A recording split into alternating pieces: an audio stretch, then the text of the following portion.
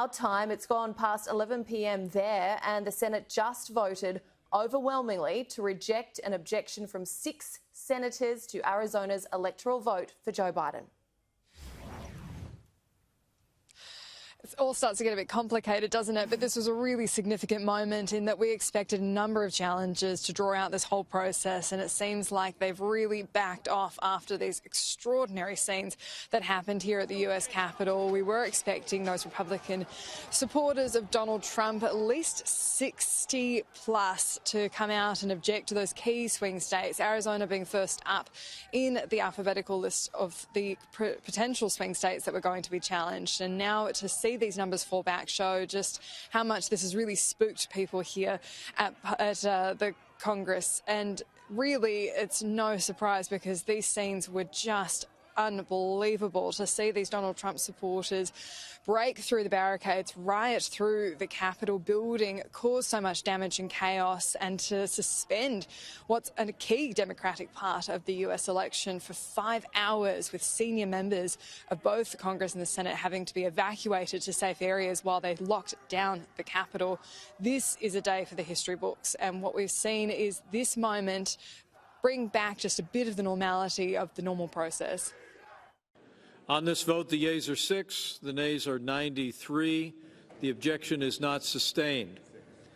The Secretary will notify the House of the action of the Senate, informing that body that the Senate is now ready to proceed to joint session with further counting of the electoral vote for President and Vice President.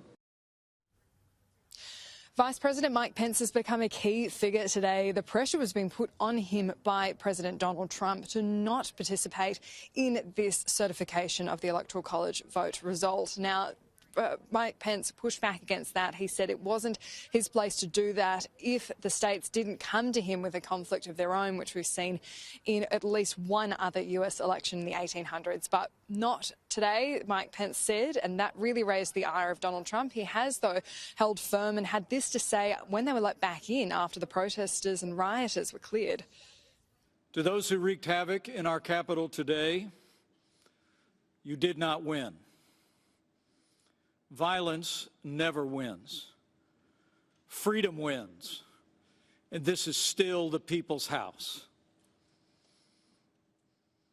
And as we reconvene in this chamber, the world will again witness the resilience and strength of our democracy. For even in the wake of unprecedented violence and vandalism at this Capitol, the elected representatives of the people of the United States have assembled again on the very same day to support and defend the Constitution of the United States. Let's get back to work.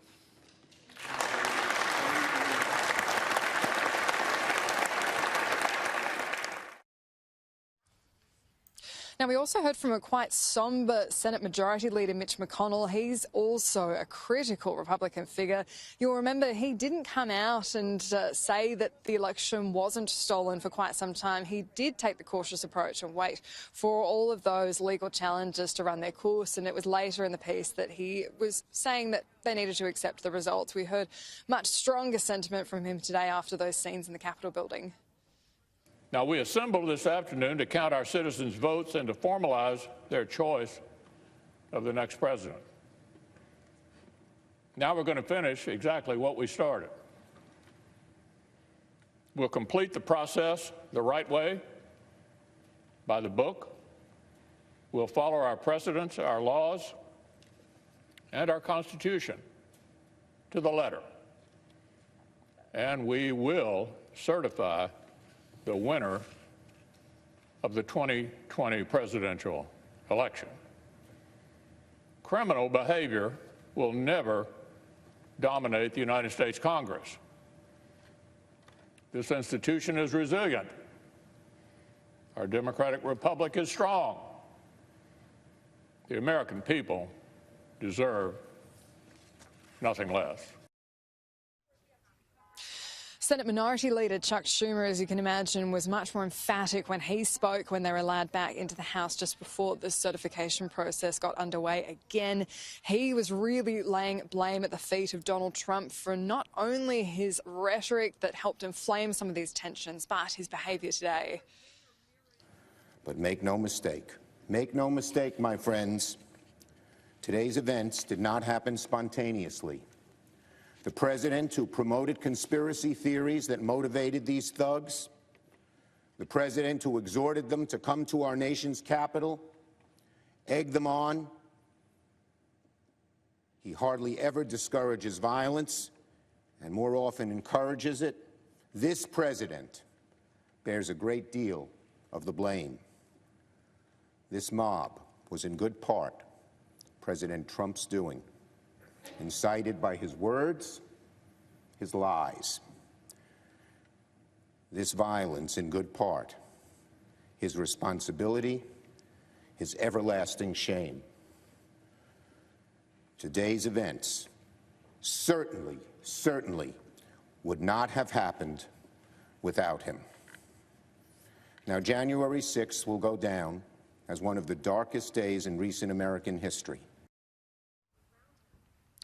And one of the best indicators that we've seen a marked change in attitude from Republicans has been the response of Kelly Loeffler. Now, she's a Georgia senator who lost in this runoff race in Georgia that's also helped inflame some of the tensions that we've seen here today. She was originally going to contest the certification of her state, but after today, changed her mind. When I arrived in Washington this morning, I fully intended to object to the certification of the electoral votes. However, the events that have transpired today have forced me to reconsider, and I cannot now in good conscience object to the certification of these electors. The violence, the lawlessness, and siege of the halls of Congress are abhorrent and stand as a direct attack on the very institution my objection was intended to protect, the sanctity of the American democratic process. Now, the process that was underway here today is a normal part of the US election process and normally passes without much notice. Usually it's seen as that bipartisan show of support to support that democratic process of electing the President of the United States. The reason this became so significant was because we have seen that increasing pressure from Donald Trump saying he's not going to concede the election, that he doesn't accept the result. This is the third protest that we've seen from Donald Trump's supporters since the election, one right after and then one when the Electoral College was voting on its results. The key difference today was Donald Trump going out and speaking to his supporters on the White House lawn, encouraging them to come visit, and then saying that they should march on the Capitol. It was very much a change in approach and also inflamed by these increasing tensions between Donald Trump and Mike Pence.